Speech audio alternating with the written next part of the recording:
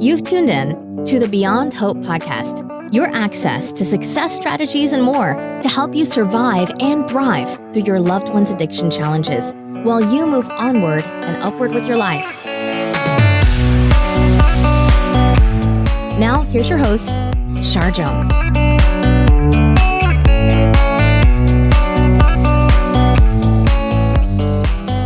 Hey everyone, welcome to the show. I am here in Long Beach, Washington, which is about 3 hours from my home. I came here for a couple of nights over the Memorial Day weekend. Just kind of packed up my dog and he and I hit the road, and we've been staying here for a couple of nights. We leave tomorrow. But it's been really good.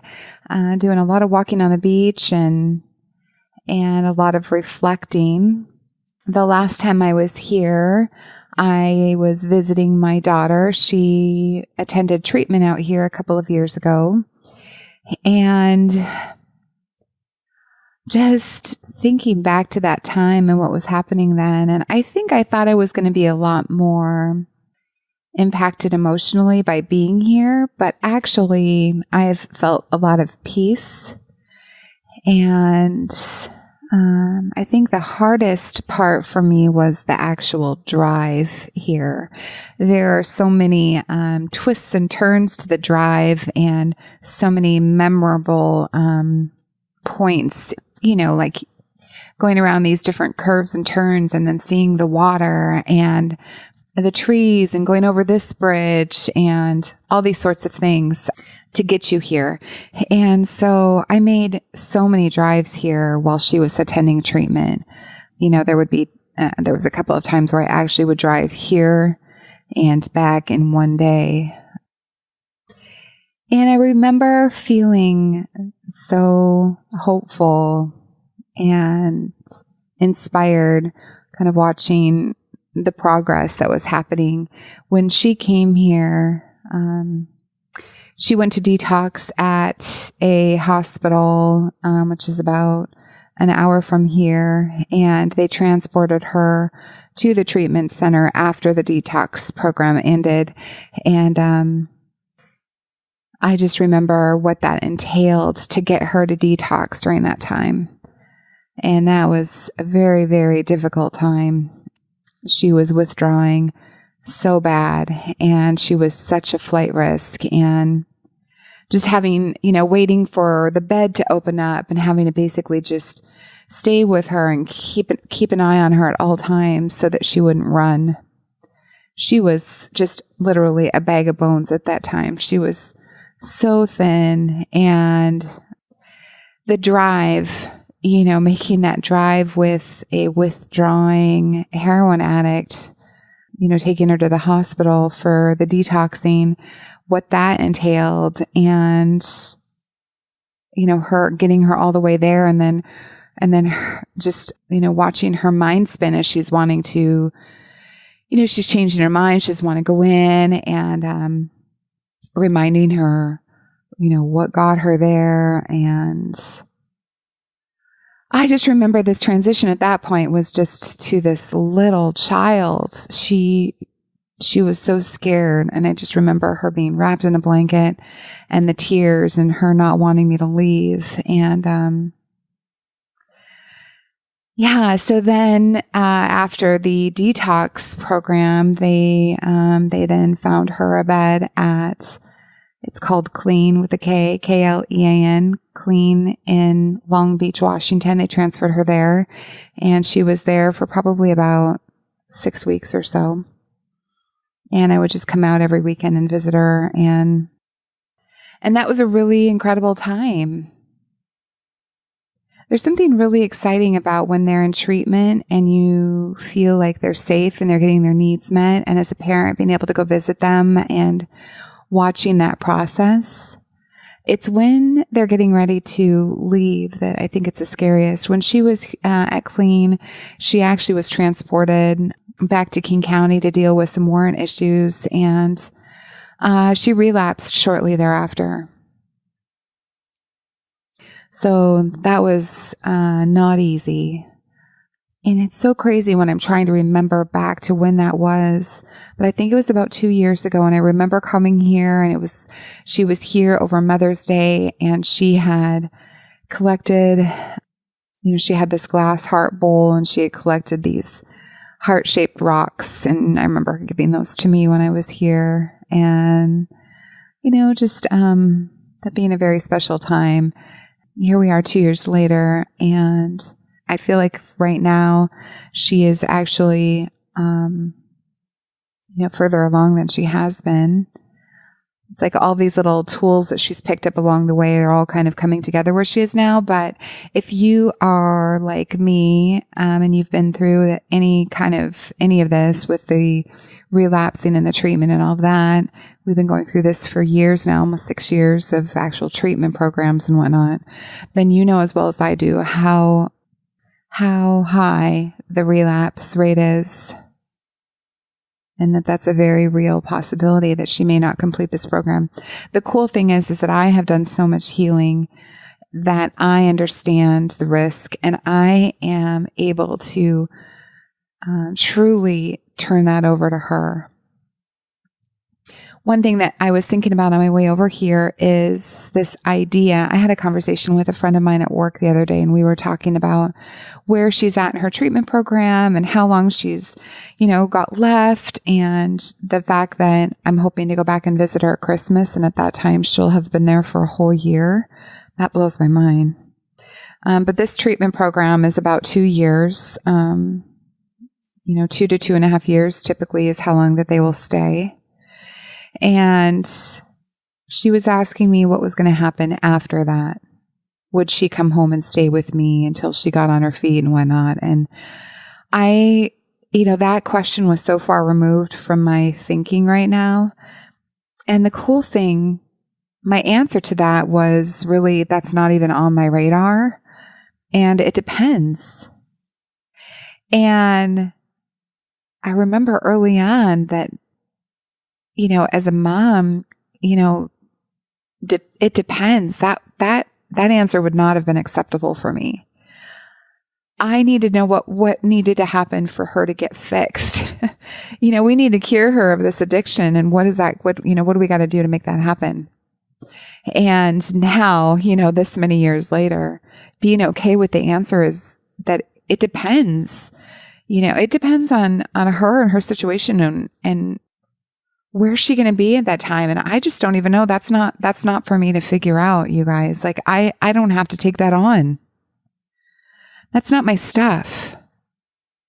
Does that make sense? When I said it out loud to her, I felt like maybe it made me a bad parent or something. There was that old inner voice that came up, like, if she needs me, of course I'm going to be there for her. In a way that makes sense for her and for myself, though. And, what she does with this opportunity is up to her. And I am not part of her backup plan. I am not willing to do that for her. It's just not in her best interest. And it's not in my best interest. It's not what's best for me and my relationship with my husband. We have my stepson to think about. And so all those things are important for me to consider.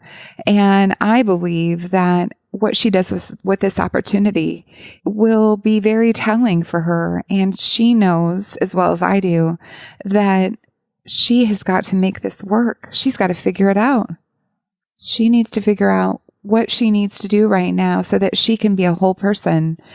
And so she's got a lot of healing to do still. And that's all good. I'm so grateful to be in this place right now where I don't have to have all the answers. I am not attached to what happens in 2 years from now. I couldn't even tell you what I'm going to be doing in 2 years, That's not for me to say right now. And so that's cool to see that I'm okay. I'm good with the answer that it depends. I'm okay with that. And being here today in the same place as I was with my daughter a couple of years ago when she was just a hot mess. And feeling peaceful, feeling at peace with myself and with her. God, that feels good. I go to a monthly leadership program. It's called Pathwise. It's pretty incredible. And last week we met, and the topic of the day was really about what makes you happy. And that's such a big question, isn't it? I mean, think about that for a second. If I was to ask you, what makes you happy? What do you want for yourself? And we went around the room and we all talked about it. And, just this idea that in the beginning you start with this, I guess the easy stuff. Like, I want my family to be healthy and happy, and I want to feel a sense of freedom in my life, and that I want to be able to contribute to society, and I want to share my voice and my gifts with the world. But when I kept kind of talking about it and diving deeper, I realized that I've got this fear about, like, with this book, because I'm getting ready, we're in the process of writing this book. And this idea that there's so many other people out there doing incredible work that are skilled and talented and are writing and putting their material out there and sharing their voices and talking about what needs to be talked about. And they have the education to stand on, and the certifications and the qualifications that makes them a reliable source. And why do I think that I need to write a book? And I guess you would call it the imposter syndrome. Like, what makes me think that I have something to say worth reading? And the truth is that I just have my own life experiences that I really had to claw my way through. Like, really I was talking about this with the class. I was sharing about, my daughter's addiction just a little bit. That I remember this time during my daughter's active addiction when I was so lost, and I felt like the ground was going to fall out from underneath me at any moment. And just going back to that feeling of just feeling so unsure, and how painful that was. And that when I started to figure out that when I let her addiction take me down, where I was just kind of paralyzed. And it was really hard for me to get up and out of bed, and I was so depressed. And what a disservice that I was doing to my daughter by allowing the pain and the hurt, because it was fucking painful. And I really didn't think I was going to make it. I mean, it was just a difficult time. And what a disservice that was to my daughter to let that fear and that pain kind of take over. And that when I finally started to figure out that I need to learn how to be joyful no matter what, regardless of what life throws at me, to remember how to connect to self and how to slow things down and how to be still in moments like that, and how to, how to remind myself how to step outside and turn my face up to the sky and to breathe, and feeling that wind on my face, and incorporating moments of joy into my life, no matter how small they are, to incorporate as many of those moments into my life as I can during the hard times, especially, And that's what I want to write about. And I think that's okay that I want to write about that. Because as many people and experts as there are out there, none of them reached me in my darkest hours.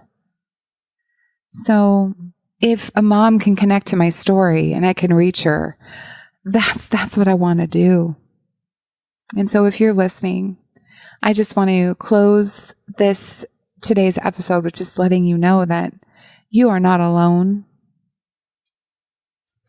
I am reaching out to my hand to you, and I'm telling you that I love you, and I see you, and I hear you.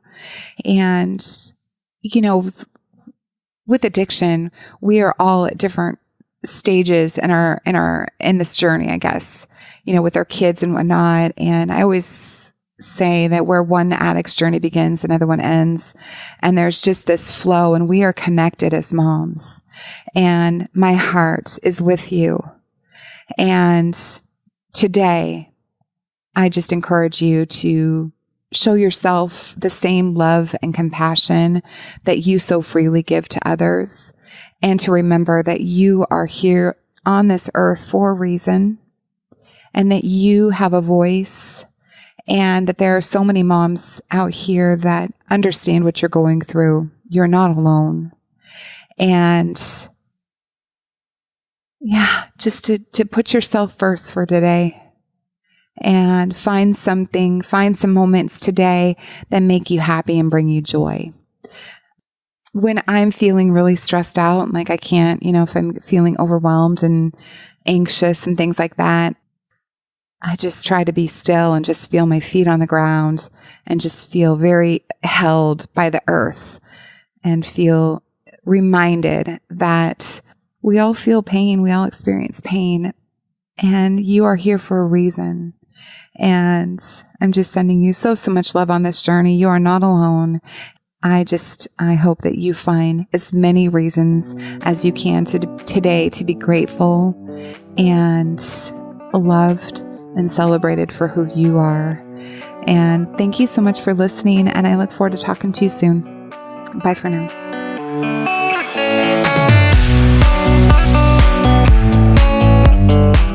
Hey everyone, thank you so much for tuning in and for helping me to connect with other moms of addicts or loved ones who are struggling with addiction in their lives. If you have questions for me, comments, suggestions on future show content, or perhaps there's a specific topic that you would like to hear from an expert in the field, I would love to hear from you. I am also interested in sharing your voice. So if you have messages of hope or personal stories that you think would resonate with our listeners, please send me an email. You can type me out a message, or you can include an attachment to an audio clip with your voice. You can send that to Shar at beyondhoperadio.com. And with that, thank you again, and I'll talk to you soon. Bye for now.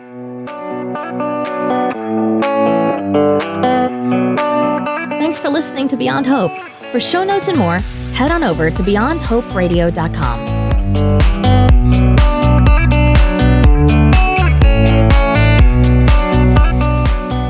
A huge thank you to recoveryinnovators.com and James Healy. Thank you so much for putting up with me and for helping me to produce and launch the show. I couldn't have done it without you. You are so awesome. And to anybody else who has been considering working with James, highly recommend him. Please go over to his website and check it out, recoveryinnovators.com.